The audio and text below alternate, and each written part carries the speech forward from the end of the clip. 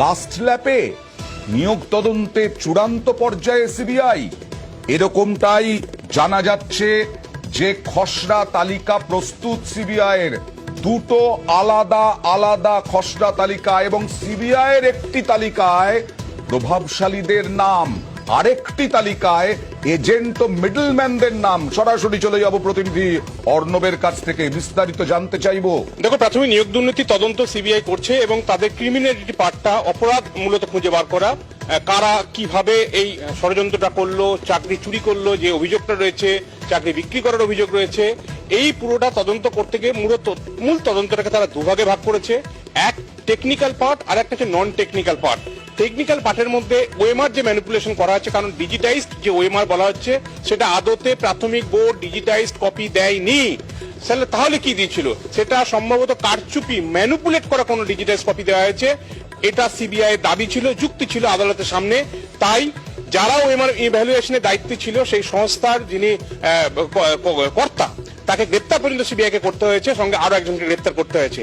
এগুলো technical part. কিন্তু এই টেকনিক্যাল পার্টের পাশে শুধু টেকনিক্যাল পার্ট তো নয়, কারা কারা আড়ালে কোন ব্যক্তিরা এই পুরো প্রাথমিক নিয়োগ দুর্নীতির এই ক্রাইমটার পিছনে রইল, সেখানে দুটো তালিকা, জোড়া তালিকা সিবিআই প্রস্তুত করেছে। এখনো পর্যন্ত আমরা সূত্র মাপা যেটা জানতে পারছি, তার খসড়া তালিকা ইতিমধ্যে সিবিআই তৈরি করে ফেলেছে। সম্ভবত জানুয়ারির প্রথম সপ্তাহে বিচারপতি অমৃতা সিনহার বেঞ্চে তদন্তের অগ্রগতি দেখাতে গিয়ে সিবিআই এই রিপোর্ট পেশও করবে। এবং সেখানে প্রভাবশালীদের যে তালিকা, সেখানে রাজ্যের মন্ত্রীদের নাম রয়েছে, বিধায়কদের নাম রয়েছে, প্রাক্তন বিধায়কের নাম রয়েছে, পুরপিতাদের নাম রয়েছে, এবং অন্যদিকে অর্থাৎ বেশ কিছু নেতার নামও রয়েছে। অন্যদিকে রয়েছে এজেন্ট।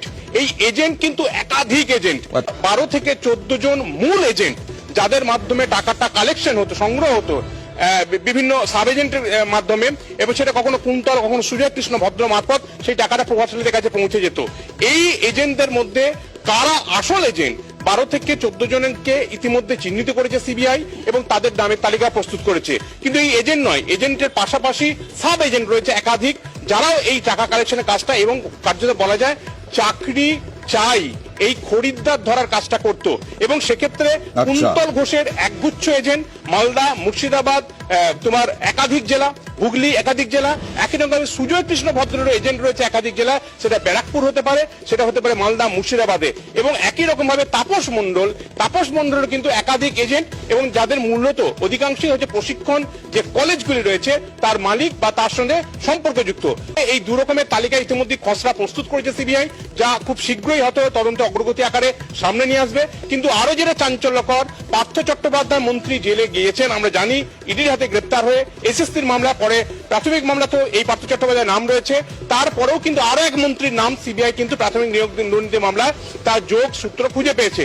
তিনি বীরভূমের একজন মন্ত্রী, যদিও যে রিপোর্ট ইতিমধ্যে খসড়া করা হয়েছে, সেই রিপোর্টে হয়তো নির্দিষ্টভাবে এই মন্ত্রীর নাম বলা হবে, কিন্তু বীরভূমের এই মন্ত্রী অনুব্রত মণ্ডলের অত্যন্ত ঘনিষ্ঠ বলে ইতিমধ্যে কিন্তু আমরা সূত্র মারফত জানতে পারছি। বিস্ফোরক এই যে খসড়া, সেই বিস্ফোরক খসড়া কবে দেবে হাইকোর্টে সিবিআই?